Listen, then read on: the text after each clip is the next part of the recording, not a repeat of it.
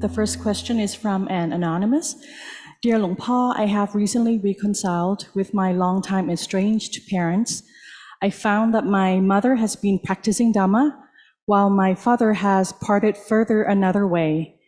From what I know, he becomes more angry, does not chant regularly like he used to, and often breaks the 5 precepts.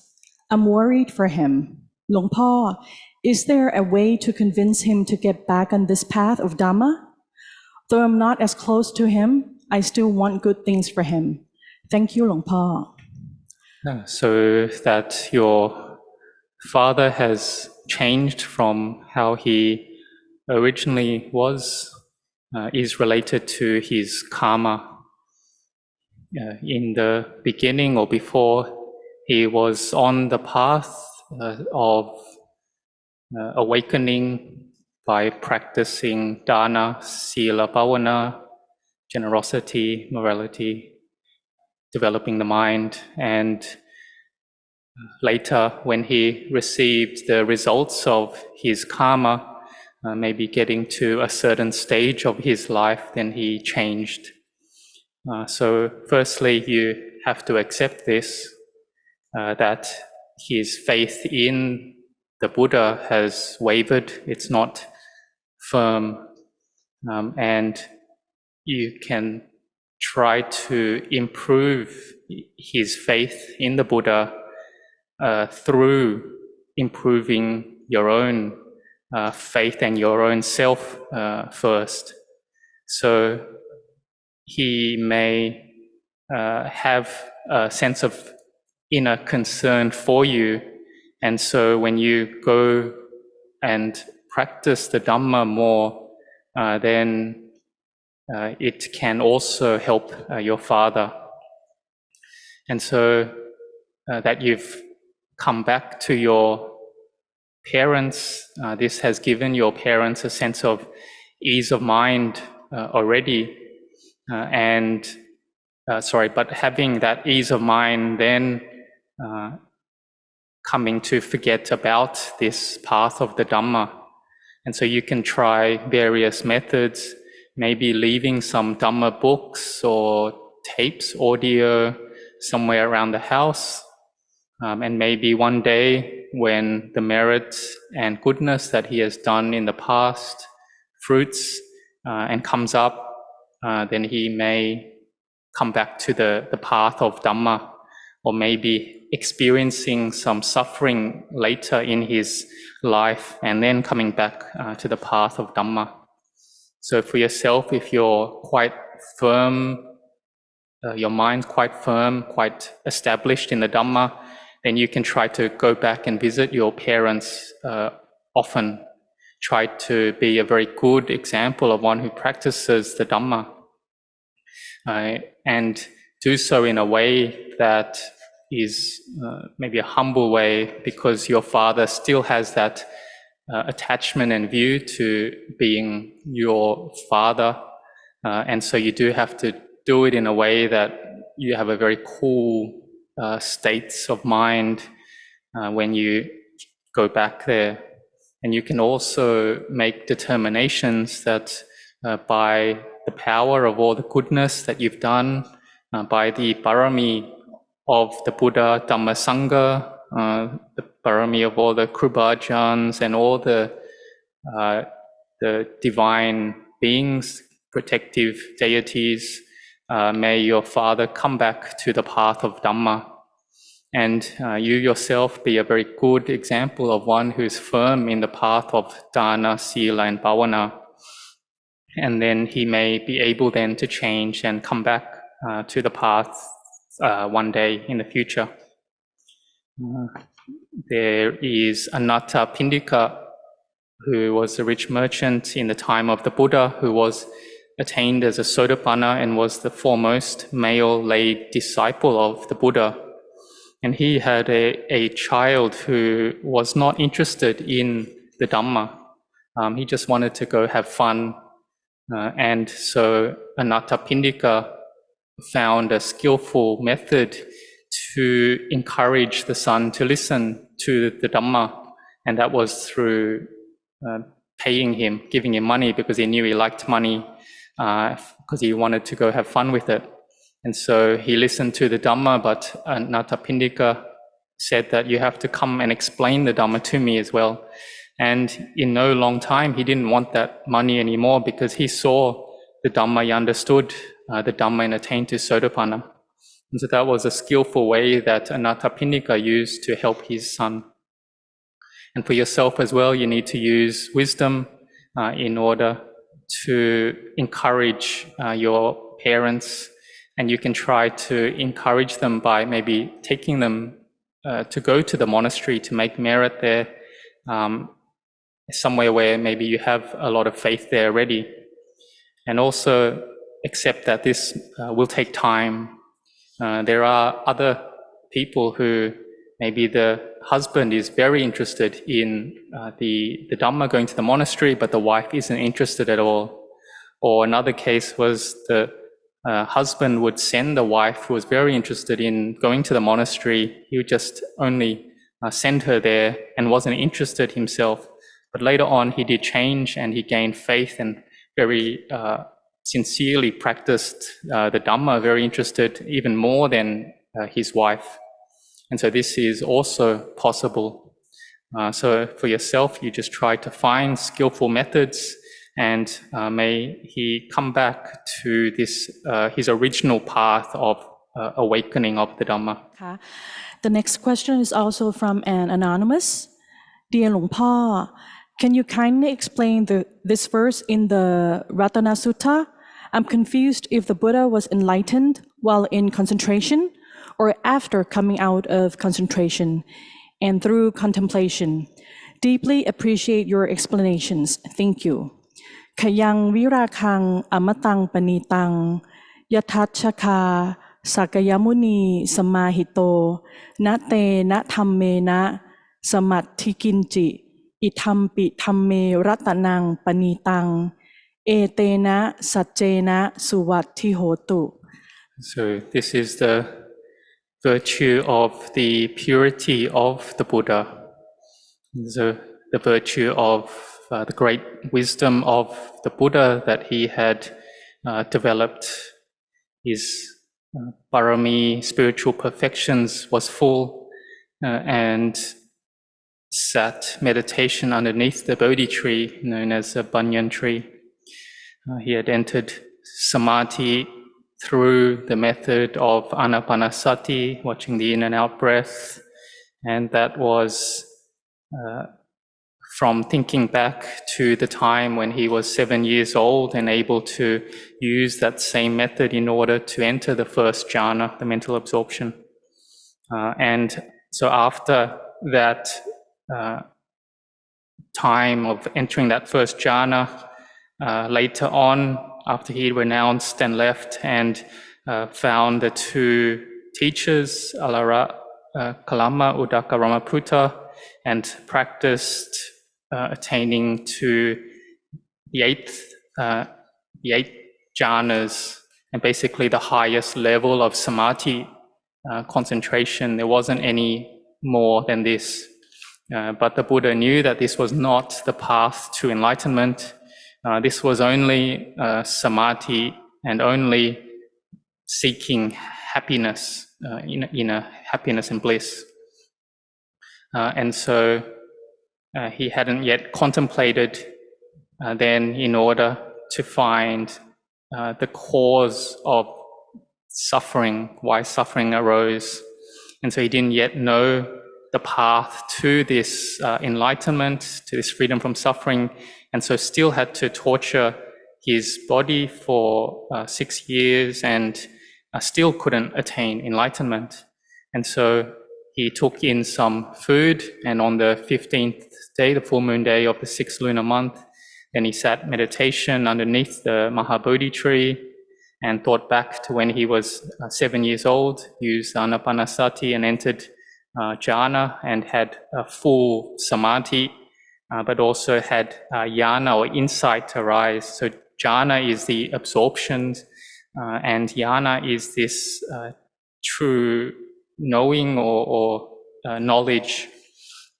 And so on the first watch of the night, from 6 to 10 p.m. There's 4 hours. He had the insight into his past lives, what he was born as in past lives. So he could know the past lives that he had and for others as well. And so he knew about all his previous lifetimes, and he hadn't yet attained enlightenment through this knowledge. And then on the second watch of the night, 10 p.m. to 2 a.m. the next day, those 4 hours, he contemplated into the knowledge of into karma. And so this was an important knowledge that he had gained, and he knew about karma, the cause of it, why beings were born in good and favorable states and other beings were born in bad or unfavorable states and conditions. So he knew the karma of all beings going around like that, knew his own karma and the karma of other beings. So knew that beings were born in different realms. The Brahma realm, Deva realm could fall down lower, human realm, animal realm, the hell realm. And so he knew all that as the knowledge.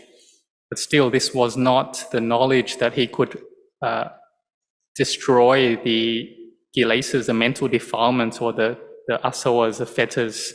He couldn't do that yet. But his samadhi was full. And so from the last watch of the night, 2 to 6 a.m., gained the insight and contemplated into the cause of suffering, the cycling of from past lives, beings following their karma, going around from life to life, and saw the good actions led to the good results would lead to happiness, the bad results would lead to suffering. And so contemplated and into why humans, the living beings, were reborn, and saw that it was because of avijja, ignorance, and this sense or attachment to me and mine. And so if this me sense of self was of a good, skillful type, then they would be reborn as human beings in favorable states or devas or higher, or even having peacefulness of mind, there would still be a sense of self there, even though you'd be refined and could even reach up to the Brahma levels, the Brahma realms. But if the mind was deluded and acting out of that delusion and could do unskillful actions and deeds, and this would lead to bad rebirths, animal realms, or if it was a human realm, then it would be one in a state of deprivation or suffering. And so if in an animal realm, it'd be even more suffering than that, and the hell realm would be even more extreme suffering. And so the cause, contemplating the cause as avijja, ignorance, craving and attachment, tanha and upadana. So when there's this, when there was this, then this would arise, and when there wasn't this, then this wouldn't, or that wouldn't arise. And so contemplated into that, into the links of dependent origination that we know as the 12 links, and the sort of causal dependent factors, or we say is the Dhamma. So from ignorance to sankharas, karmic formations, nama rupa, name and form, and so all the way till phassa, sense contact, vedana, feelings, tanha, craving, attachment, becoming, and birth arising, leading to all forms of suffering to arise. And this would again cycle around and cause again avijja, tanha, upadana, until again suffering. So beings would go around in this cycle of samsara, or suffering, again and again, and following their own karma that they had made in all these lifetimes. So the Buddha contemplated like this, and he wasn't, it wasn't that he was in a samadhi that was completely still, that he could not receive any sense or couldn't receive any impingements at all. But he had the energy full of that samadhi from that jhana there, and so could contemplate then into the dependent origination. So his samadhi was full, it didn't actually go down or anything. And that was a special, or you could say unique special skill of the Buddha that he had coming from his training in developing the full jhanas and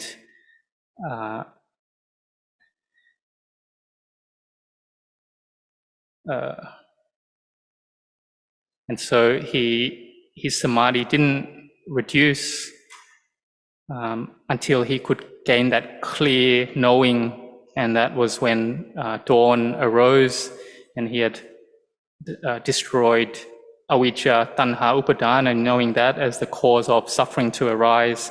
And that was when the knowledge of the destruction of the defilements, or the wisdom arose, the jnana arose. He saw into rupa and nama, all material and mental phenomena, as being impermanent, unsatisfactory, and not self. And so this was the purity of the Samma Sambuddha, the perfectly self-awakened Buddha arising in his mind.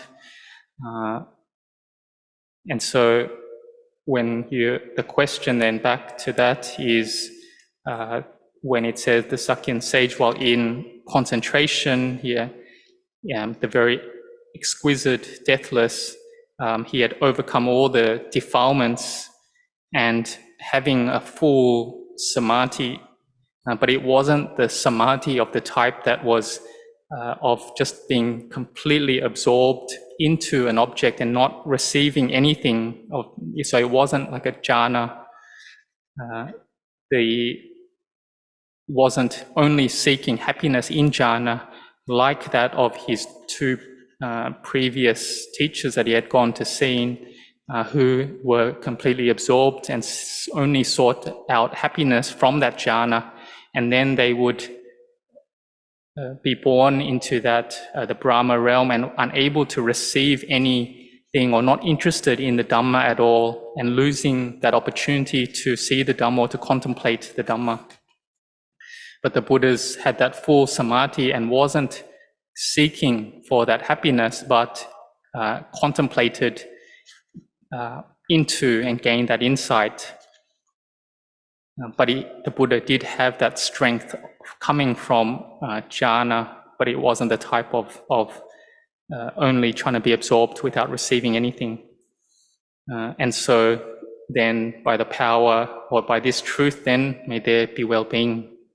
And so in your practice, then it's similar that you develop that peacefulness, and you may not be able then to receive any impingements, and it's that's this happiness coming from samadhi, but the one that is knowing the Dhamma, to see the Dhamma, this then comes from this sense contact, where the sense bases, the eye sees form, ear hears sounds, etc., the six sense bases having sense contact, but that wisdom arises then with that sense contact. And Venerable Ajahn Anan, he said that he himself has said on multiple occasions that there was that time when he was listening to the Dhamma and his mind was very peaceful, but he could still receive that Dhamma. He still knew about the Dhamma talk that he was listening to, but his mind wasn't going off to anything else. It was solely focused on that Dhamma, and he gained that knowing there arising, which we call vipassana, or insight, seeing all things as being simply conventions. It's as if the mind went to another world, which we call lokuttara, or above the world, and having that rapture for 3 days and 3 nights on end. And this was a turning point in his Dhamma practice. And so then that point he could know of clearly into the virtues of the Buddha, Dhamma, Sangha, into all the virtues of the Krubajans, the great teachers. And so you can use yourself, whether it's Buddha Nusati, Dhamma Nusati, Sangha Nusati, or all the Kammatthana, the meditation objects, and you use that to develop peacefulness, to make the mind still, but it's not yet knowing insight, it's not yet wisdom arising. But if you don't have that level of peace, the mind is all over the place in a mess, it's not still at all, then you won't be able to know or gain clear insight. And so when you then experience all the sense impingements, the contacts which go according to nature and change, then you won't be able to see the Dhamma, which means you'll be deluded still in conventions or conventional reality. Just like if there is old age, sickness and death that you can see around you, but one who has developed that peace, that stillness, will be able to see a dead person or a corpse, and the mind may proliferate that, oh, this corpse or this person had this occupation, he was a police, he was a male or female, and the mind will start to proliferate like this, but wisdom will arise at that time, knowing that that's not the case. It's not really anything there. And so then clear insight will arise. That's when knowing and jnana or insight will arise.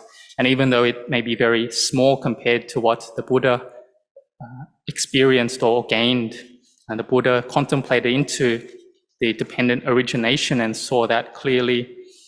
He knew